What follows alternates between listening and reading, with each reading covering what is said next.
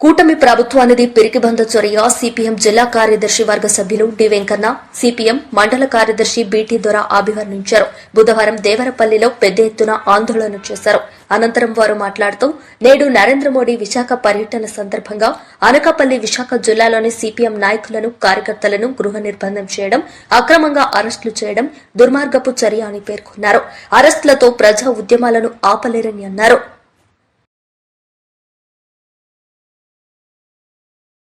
అక్రమ అరెస్టులు ఖండించండి. సిపిఎం నాయకులు జిల్లాలో అక్రమ అరెస్టులు ఖండించండి. సిపిఎం నాయకులు అనకాపల్లి జిల్లాలో అక్రమ అరెస్టులు ఖండించండి. ఉమ్మడి జిల్లాలో అక్రమ అరెస్టులు ఖండించండి. జిందాబాద్ సిపిఎం, జిందాబాద్ సిపిఎం, జిందాబాద్ సిపిఎం.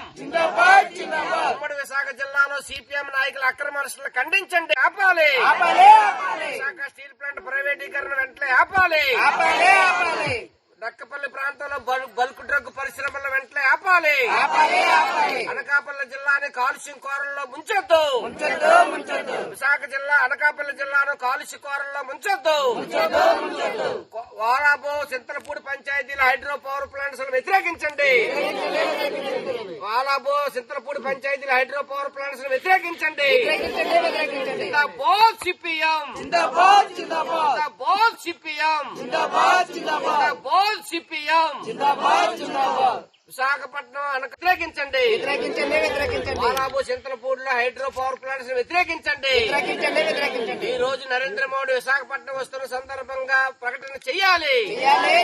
ఈ రోజు అనకాపల్లి జిల్లాలోని సిపిఎం నాయకుల్ని, కార్యకర్తల్ని అక్రమంగా అరెస్టులు చేసి గృహ నిర్బంధాలు చేసి నరేంద్ర మోడీ ప్రభుత్వం ఈ రోజు పైశాచికంగా వ్యవహరించడం జరుగుతూ ఉంది.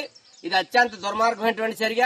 విశాఖపట్నం నరేంద్ర మోడీ ఈ రోజు పర్యటనకు వస్తున్నటువంటి సందర్భంగా ఈ రోజు నక్కపల్లి ప్రాంతంలోని బల్క్ డ్రగ్ పరిశ్రమలు పెట్టొద్దని చెప్పేసి, దేవరాపల్లి మండలంలోని చింతలపూడి, వాలా పంచాయతీలోని హైడ్రో పవర్ ప్లాంట్స్ పర్మిషన్లు ఇవ్వద్దని చెప్పేసి, విశాఖపట్నం స్టీల్ ప్లాంట్ ప్రైవేటీకరణ ఆపాలని చెప్పేసి, అదేవిధంగా ఈ రాష్ట్రానికి ఇచ్చినటువంటి ప్రత్యేక హోదా ఏదైతే ఉందో దాన్ని ఖచ్చితంగా అమలు చేయాలని చెప్పేసి సిపిఎం పార్టీ గత కొంతకాలం నుండి ఆందోళన కార్యక్రమాలు చేపడతా ఉంది, ప్రజలు చైతన్యం చేస్తుంది. కానీ నరేంద్ర మోడీ ప్రభుత్వం ఈ రోజు అక్రమంగా అరెస్టులు చేసి మేము వస్తున్నాం కాబట్టి సిపిఎం నాయకుల్ని, కార్యకర్తలు గృహ నిర్బంధం చేయండి, ఎక్కడికక్కడ అరెస్టులు చేయండి అని చెప్పేసి ఈ రోజు అత్యంత దుర్మార్గంగా ఈ రోజు వ్యవహరిస్తుంది. దీన్ని సిపిఎం పార్టీ తీవ్రంగా ఖండిస్తుంది. ఇటువంటి దుర్మార్గ చర్యలటువంటివి రానున్న రోజుల్లో సాగబోవు కాబట్టి నీ పతనానికి దారి తీస్తుందని చెప్పి సిపిఎం పార్టీ స్పష్టం చేస్తా ఉంది. మొన్న నారా లోకేష్ మొత్తం అన్ని జిల్లాలు తిరిగినప్పుడు కొంతమంది సిపిఎం నాయకులను అరెస్టులు చేయడం జరిగింది.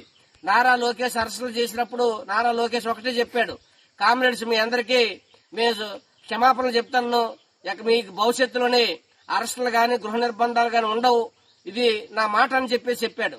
కానీ మాటలకి చేతలకి సంబంధం అటువంటిది ఈ రోజు ఉండట్లేదు.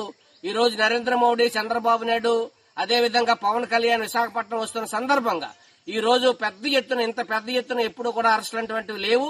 ఈ అరెస్టులు అనేటువంటి నిరంకుశ పాలనకి ఈ రోజు ప్రభుత్వం పాల్పడుతుంది. ఇటువంటి పాల్పడటువంటి దుర్మార్గమైనటువంటి చర్య.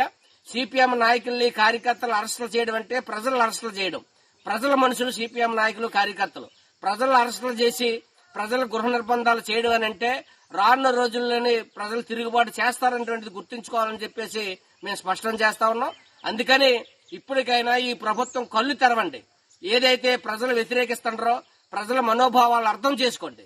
అర్థం చేసుకుని ప్రజలు వ్యతిరేకిస్తున్నటువంటి హైడ్రో పవర్ ప్లాంట్స్ కానివ్వండి, విశాఖపట్నం స్టీల్ ప్లాంట్ కానివ్వండి, నక్కపల్లి ప్రాంతంలోని బల్క్ డ్రగ్ పరిశ్రమలు కానివ్వండి, అదేవిధంగా స్మార్ట్ మీటర్లు ఈ రోజు ప్రధానంగా స్మార్ట్ మీటర్లు తీసుకొచ్చి ఈ రోజు బిగించి ఉచిత కరెంటుకి ఎసరు పెట్టేటువంటి ప్రయత్నం చేస్తుంది.